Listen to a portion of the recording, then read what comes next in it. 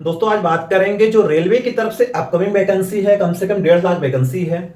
यानी 1,52,000 जो वैकेंसी आने वाली है, घोषणा हो चुका है। और ये भी मैं बताऊंगा कि ये मैं कहां से देखकर आपको बताया हूं कि वैकेंसी आ गई है और कहां कहां मैंने इसको सर्च किया है। पूरी A to Z में बात बताऊंगा कौन कौन से पोस्ट के लिए आई हुई है वैकेंसी, और जो अभी रेलवे ने इसका फॉर्म भराना कब से चालू होने वाला है, लगभग पूरी A to Z प्रोसेस में आपको बता देता हूं।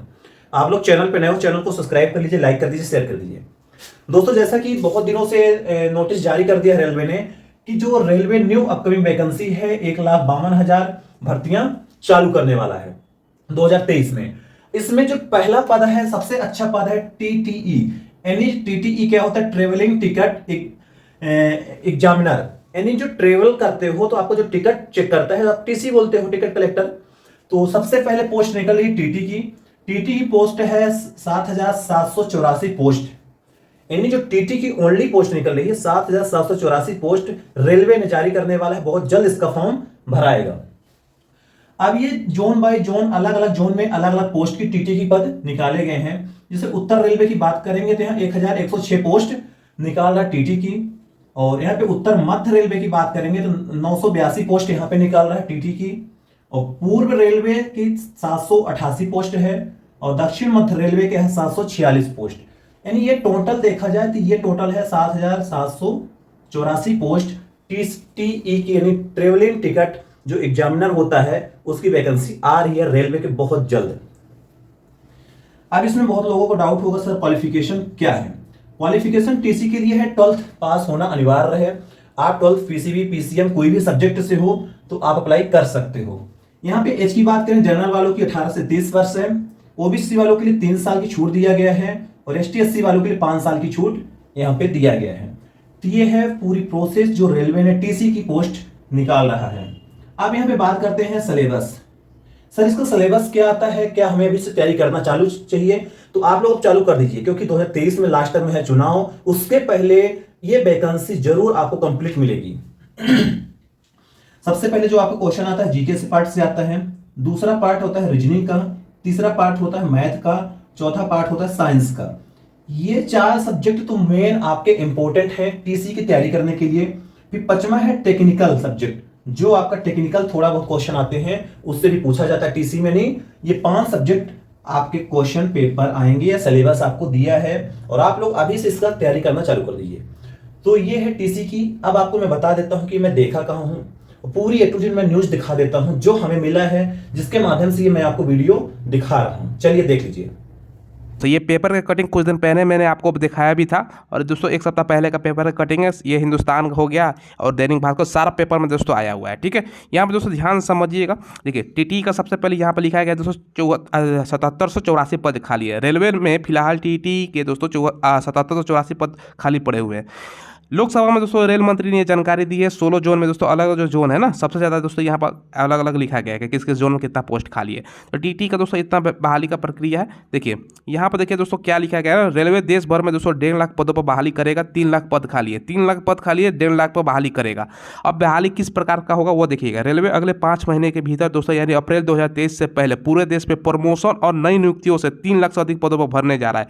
देखिए इसमें से दोस्तों कुछ प्रमोशन से पद भरे जाएंगे और कुछ दोस्तों जो नई नियुक्ति होगा, यानी डायरेक्ट आपका वैकेंसी है उसके तहत भरेगा, जिसमें से दोस्तों 1.52 यानी 1.5 लाख से भी ज्यादा जो भर्ती है, यहाँ पर नई भर्तियां होंगी, यानी नया वैकेंसी आने वाला है 1.5 लाख से भी ज्यादा। ठीक है, रेलवे दोस्तों देश भर में सभी जोन जो रिक्त आपका जोन है, मतलब अलग अलग जोन में आपको पता है कि अलग अलग आरआरबी जोन है। ठीक है, तो सभी से जानकारी मांग ली थी। ठीक है, इसके अलावा सारा यहाँ पर प्रक्रिया 5 महीने के अंदर पूरा करने का निर्देश भी दिया गया है और तमाम दोस्तों प्रमोशन का अकॉर्डिंग भी यहाँ पर पोस्ट भरा जाएगा। तो हमें प्रमोशन से मतलब नहीं है, जो नया वैकेंसी आ रहा है ना वो दोस्तों हमें मतलब रखना है। देखिए यहाँ पर दोस्तों भर्ती प्रक्रिया निर्धारित समय में पूरा की जाएगा। इस अवधि में दोस्तों 1,52,713 पदों पर नई नियुक्ति भी होगी। ठीक है, 1,52,713 पद है, अलग अलग पद है, आगे हम आपको बोर्ड पर बताएंगे। ठीक है, तो सारा कुछ ये दोस्तों वैकेंसी निकल रहा है।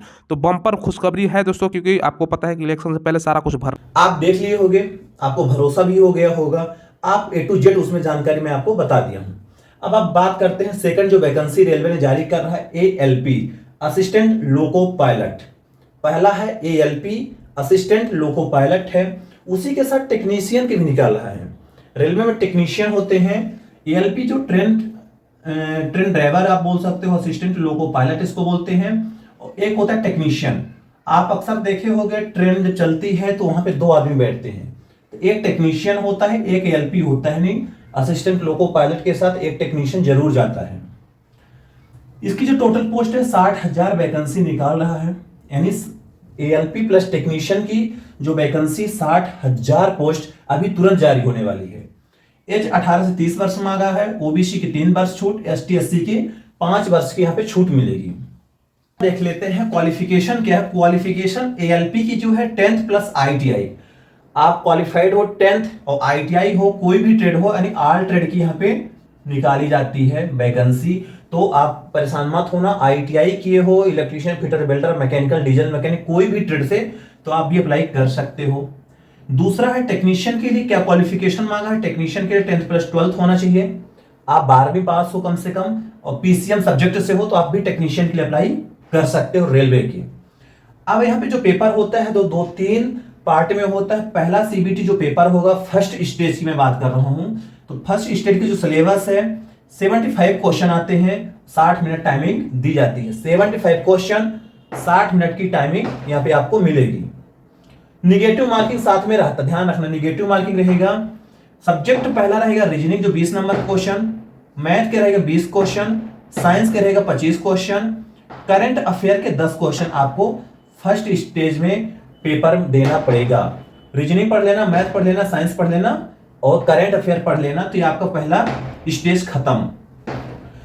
फिर सीबीटी सेकंड पेपर होता है जो 100 क्वेश्चन आते हैं, 90 मिनट्स की टाइमिंग रहती है। CBT second paper 100 question 90 minute की टाइमिंग यहाँ पे दी जाती है। मैथ पूछा जाता है, रीजनिंग पूछी जाती है, जीके पूछा जाता है, जीके से के साथ करंट अफेयर के भी क्वेश्चन आते हैं, ये आपको मिलेगा। साथ में साइंस के 40 क्वेश्चन, इंजीनियरिंग के, तो ये सारे मिला के आपके 100 क्वेश्चन यहाँ पे सीबीटी सेकंड पेपर में पूछा जाता है। सेकंड पेपर भी निगेटिव मार्किंग होता है, ये ध्यान रखना। फिर इसके बाद पार्ट बी इसमें होता है 75 क्वेश्चन, 60 मिनट की टाइमिंग होती है, इसमें भी निगेटिव मार्किंग होती है, ट्रेड से रिलेटेड होता है। यदि आप जो ट्रेड के लिए अप्लाई करोगे उसके ट्रेड के 75 क्वेश्चन आते हैं। तो ये रहा पूरा प्रोसेस, अभी से आप लोग पढ़ाई करना चालू कर दीजिए, बहुत जल्द फॉर्म भराने वाला है। इन वैकेंसी के फॉर्म बहुत जल्द भराने वाला है। अब आपको पूरी प्रोसेस मिल भी गई होगी, मैं A to Z दिखा भी दिया हूं।